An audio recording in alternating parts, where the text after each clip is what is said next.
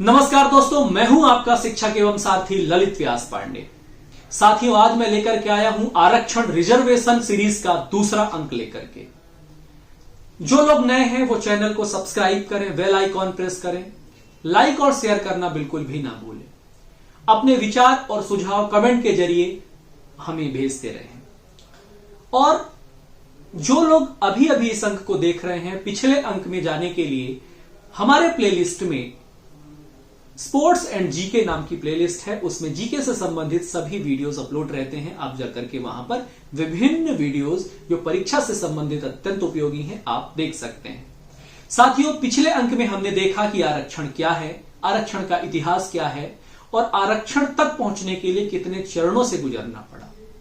वादे के मुताबिक आज हम लोग पढ़ेंगे, आज हम लोग सीखेंगे आरक्षण के प्रकार क्या है, आरक्षण का संविधान क्या है और कैसे सरकारी नियुक्तियों में आरक्षण का इस्तेमाल किया जाता है, कितनी सीटें कहां कहां रिजर्व की गई हैं। साथ ही हम देखेंगे कि मध्य प्रदेश में आरक्षण की क्या व्यवस्था है और सरकारी नौकरियों में भर्तियां कैसे होती हैं और उसमें आरक्षण का इस्तेमाल किस प्रकार किया जाता है। तो साथियों, आइए सफर करते हैं आरक्षण के प्रकार में। तो साथियों, जैसा कि मैंने पिछले वीडियो में बताया था कि कई प्रकार के आरक्षण होते हैं, जैसे जाति आधारित आरक्षण। जो जाति आधारित आरक्षण होते हैं वे केंद्र सरकार द्वारा वित्त पोषित उच्च शिक्षा संस्थानों में उपलब्ध सीटों में से 22.5% अनुसूचित जाति दलित सीटों के लिए और अनुसूचित जनजाति आदिवासियों के छात्रों के लिए आरक्षित हैं। अनुसूचित जातियों के लिए 15%, एससी यानी कि शेड्यूल कास्ट के लिए 15% तथा अनुसूचित जनजाति यानी एसटी शेड्यूल ट्राइब्स के लिए 7.5% तथा ओबीसी अदर बैकवर्ड क्लास के लिए, जिसे आप अन्य पिछड़ा वर्ग कहते हैं, अतिरिक्त 27% आरक्षण को शामिल करके आरक्षण का जो यह प्रतिशत है कुल मिलाकर 49.5% तक बढ़ा दिया गया है, 49.5% तक। साथियों, अखिल भारतीय आयुर्विज्ञान संस्थान यानी कि AIIMS, all India institute of medical science में 14% सीटें अनुसूचित जातियों और 8% सीटें अनुसूचित जनजातियों के लिए आरक्षित हैं। इसके अलावा अनुसूचित जाति, अनुसूचित जनजाति के विद्यार्थियों के लिए केवल 50% अंक लाना ही अनिवार्य है। कहां के लिए? एम्स में जिनको एडमिशन चाहिए वो सिर्फ 50% अंक ले आए और एडमिशन प्राप्त कर सकते हैं। जो दूसरा प्रकार है वो है प्रबंधन कोटा। जाति समर्थक आरक्षण के पैरोकारों के अनुसार प्रबंधन कोटा सबसे विवादास्पद कोटा है। प्रमुख शिक्षाविदों द्वारा भी इसकी गंभीर आलोचना की गई है, क्योंकि जाति, नस्ल और धर्म पर ध्यान दिए बिना आर्थिक स्थिति के आधार पर यह कोटा होता है। जिसके पास भी पैसे हों वह अपने लिए सीट खरीद सकता है, यानी कुल मिलाकर डोनेशन से संबंधित यह कोटा होता है। इसमें निजी महाविद्यालय प्रबंधन की अपनी कसौटी के आधार पर तय किए गए विद्यार्थियों के लिए 15% सीट आरक्षित कर सकते हैं। इस कसौटी पर महाविद्यालयों की अपनी प्रवेश परीक्षा या कानूनी तौर पर 10+2 के न्यूनतम प्रतिशत शामिल होते हैं। तीसरा है लिंग पर आधारित आरक्षण। महिलाओं को ग्राम पंचायत, जो स्थानीय नगर सरकार का एक रूप होता है, और नगर निगम चुनावों में 33% आरक्षण प्राप्त है। बिहार जैसे राज्य में ग्राम पंचायत में महिलाओं को 50% का आरक्षण प्राप्त है।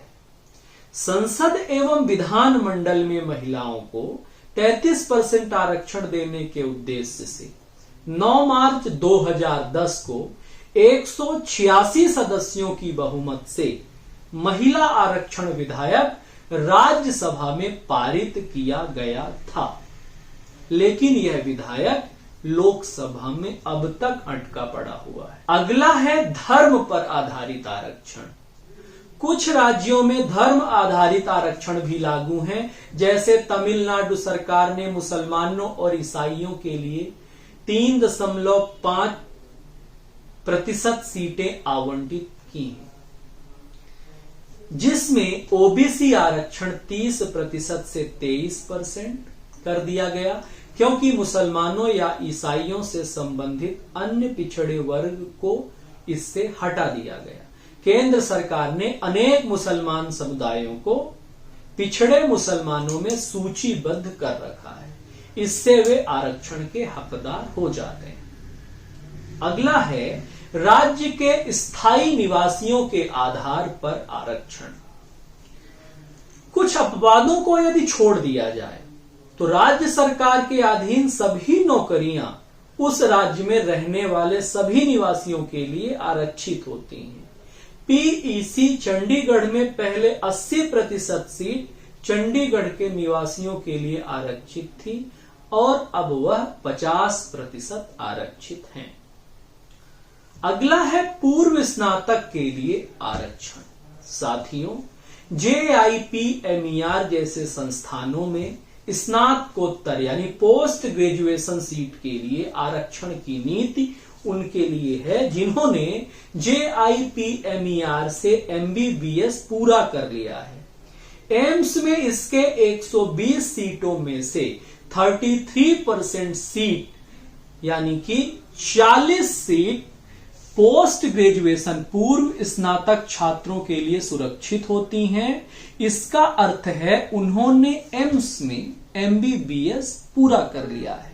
जिन्होंने एम्स में MBBS पूरा कर लिया है उनमें से सभी छात्रों को PG के लिए पोस्ट ग्रेजुएशन के लिए डायरेक्ट एडमिशन मिल जाता है। साथियों, आरक्षण के लिए अन्य मापदंडों की अगर हम बात करें तो स्वतंत्रता सेनानियों के बेटे बेटियों पोते पोतियों के लिए आरक्षण है।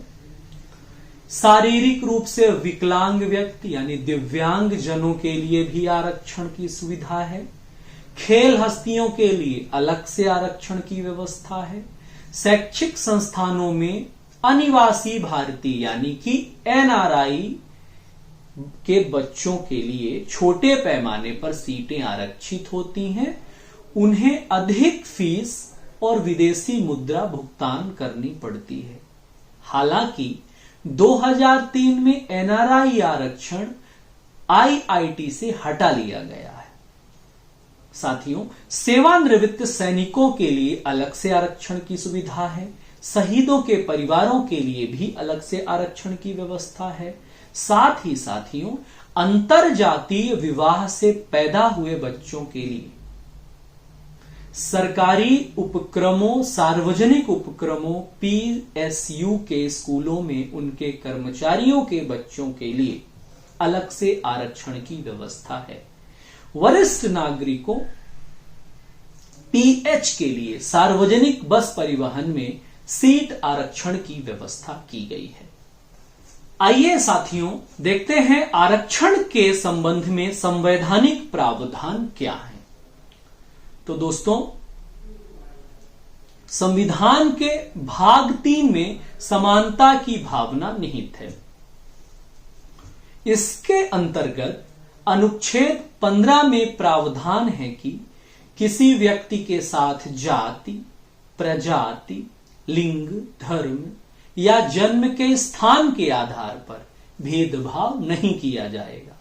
अनुच्छेद 15(4) के मुताबिक यदि राज्य को लगता है तो वह सामाजिक और आर्थिक रूप से पिछड़े या अनुसूचित जाति या जनजाति के लिए विशेष आरक्षण का प्रावधान कर सकता है।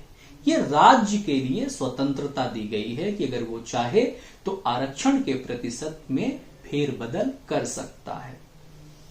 अनुच्छेद 16 में अवसरों के समानता की बात की गई है। इसी प्रकार अनुच्छेद 16(4) में इसके मुताबिक यदि राज्य को लगता है कि सरकारी सेवाओं में पिछड़े वर्गों को पर्याप्त प्रतिनिधित्व नहीं है तो वह उसके लिए पदों को अतिरिक्त आरक्षित कर सकता है। ध्यान देने वाली बात है कि अनुच्छेद 330 के तहत संसद आर्टिकल 332 में राज्य विधानसभाओं में अनुसूचित जातियों और जनजातियों के लिए सीटें आरक्षित की गई हैं। तो साथियों, आपने देखा कि आरक्षण से संबंधित ये प्रकार थे और आरक्षण के ये संवैधानिक प्रावधान थे। साथियों, आपको यदि जानकारी अच्छी लगी हो तो वीडियो को लाइक करें, वीडियो को शेयर करें और सब्सक्राइब करना बिल्कुल भी नहीं भूलें। साथियों, बेल आइकॉन दबाएं।